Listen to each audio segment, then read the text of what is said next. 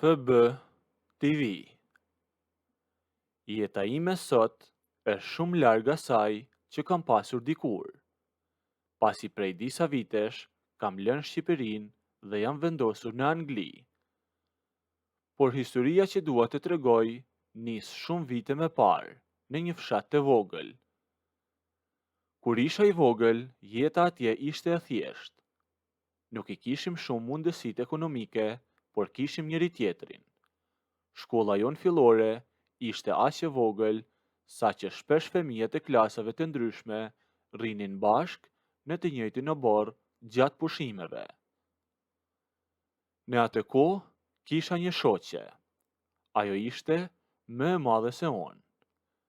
Ne kishim shtëpit afër dhe rrugën për në shkollë bënim gjithmonë bashk. E për shkak të moshës sime, ajo ishte si një mbrojtëse për mua.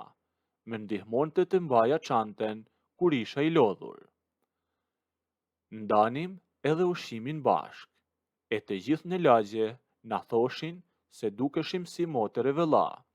Ishim jashtëzakonisht të lidhur, edhe pse mes nesh nuk kishim asnjë lidhje familjare. Por koha kalon shpejt.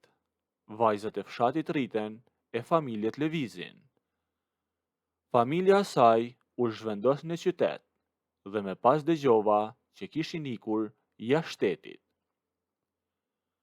Komunikimi me ta u shkëput plotësisht. Për disa vite me radhë, e ndoshta për 20 vjet, nuk dëgjova më asnjë fjalë për të dhe fytyra e saj u fshin nga kujtesa ime e përditshme. Vitet kaluan dhe unë u rrita u bëra burr. E pas shumë përpjekjesh, arrita të gjeja rrugën time për në Angli. Jeta këtu nuk është e lehtë në fillim. Çdo ditë është një rutinë pune dhe stresi. Unë u punësova në një qendër të madhe distribucioni, ku merreshim me organizimin e porosive. Është një ambient i madh, i mbushur me njerëz nga të gjitha anët e botës. Një mëngjes, gjatë ndërrimit të turneve, menaxheri jon prezantoi një punonjëse të re në sektorin tim, e ishte shqiptare. Kur je në një vend të huaj, të gjesh një bashkëkombës është gjithmonë një gëzim i madh, por kur e pash atë, habia ishte e dyfisht. Ajo ishte një grua 40 vjeçe, e ndërsa unë 31 vjeç, por fiziku dhe pamja saj thoshin krejt e kundërten. Kishte një trup të shkëlqyer, të stërvitur me shumë kujdes, e kishte një paraqitje të bukur që binte me njëherë në sy. Aty me ne punonin vajza shumë të reja, 25 vjeçare, por asnjëra prej tyre nuk e kishte atë siguri dhe atë tërheqje e atë bukuri që kishte ajo. Filluam të flisnim që atë ditë. Gjuha e përbashkët dhe vendi jon na ofroi shumë shpejt. Gjatë pushimeve të drekës, uleshim gjithmonë në të njëjtën tavolinë, e ajo kishte një sens humori shumë të mprehtë dhe bisedat tona ishin gjithmonë të bukura. Asaj nuk i mungonte vetbesimi, dhe shumë shpejt shoqëria jone e punës u kthye në një lojë të këndshme ngacmimesh dhe flirtimesh të lehta. Një pasdite, teksa po prisnim autobusin për t'u kthyer në shtëpi, biseda jon kaloi tek e kaluara dhe jeta që kishim lënë pas. Ajo filloi të fliste për fshatin e saj. Përmendi emrin e zonës, pastaj përmendi një detaj për shkollën e vjetër dhe një përrua që kalonte aty pranë. Fjalët e saj më goditën si rufe. Truri im filloi të bashkonte pjesët e enigmës. Po e dëgjoja me vëmendje dhe po shikoja tiparet e saj. Ajo ishte vajza e fshatit tim. Ishte ajo që më mbante përdore kur unë isha thjesht duke shkuar në shkollë 8 apo 9 vjeç.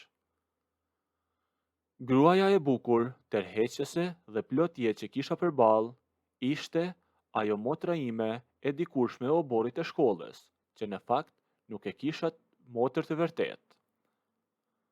Si që thash dhe me parë, ajo ishte vetëm një shoqja ime që kujdesi për mua si ta kisha motër. Por mbetesh i heshtur në momentet e tilla. Ajo e vuri re që unë po mendohesha thellë, por nuk i dhash asnjë shpjegim, dhe aty mora një vendim të rëndësishëm. Nuk do t'i tregoja. Unë nuk doja t'i thosha se kush isha.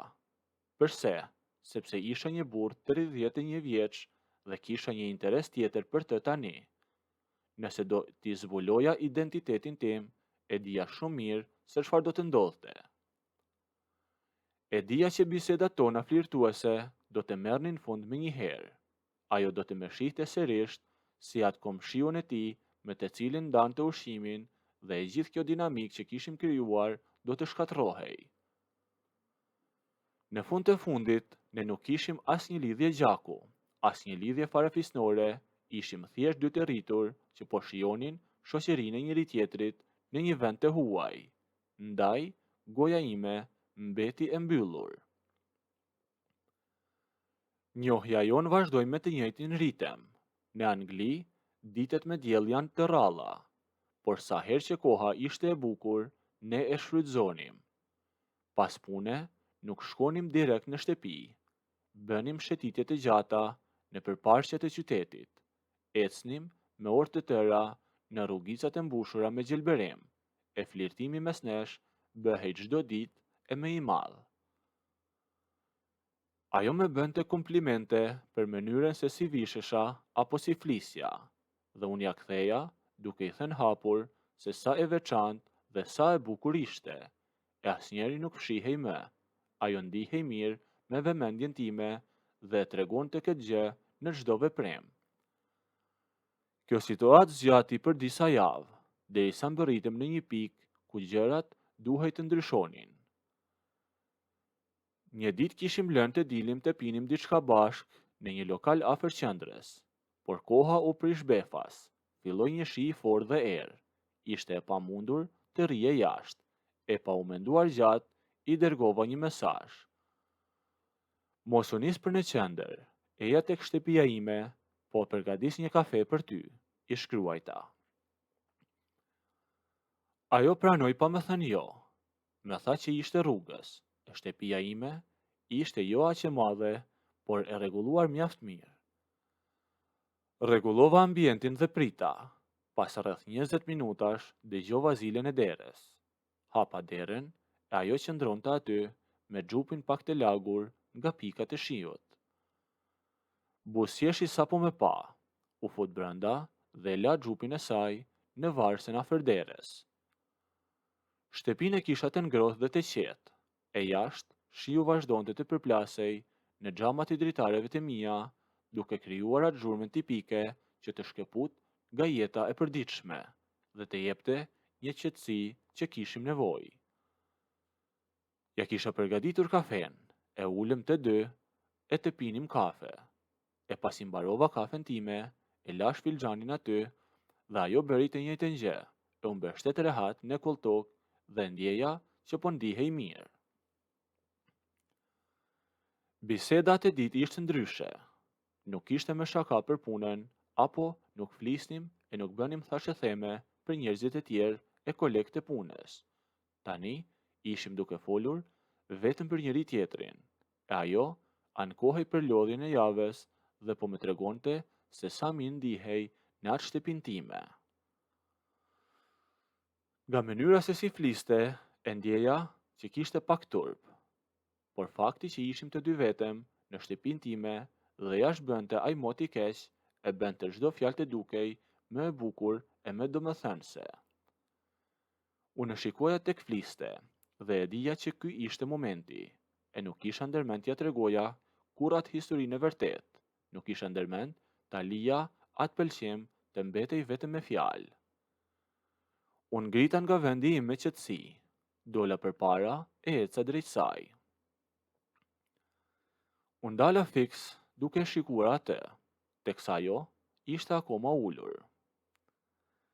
Me pa që doja të bëja diçka, dhe e ndali bisedën në gjysëm. E pastaj, duke me parë që unë rrija i ngrirë në vend dhe s'po gjeja guximin të bëja hapin e radhës, ajo unë ngrit në këmbë duke qëndruar aty përpara meje. Filloi të buzëqeshte, tani ajo qeshte me turpin tim. Çfarë po mendon në këto momente, më tha ajo. E unë s'dija çfarë të flisja.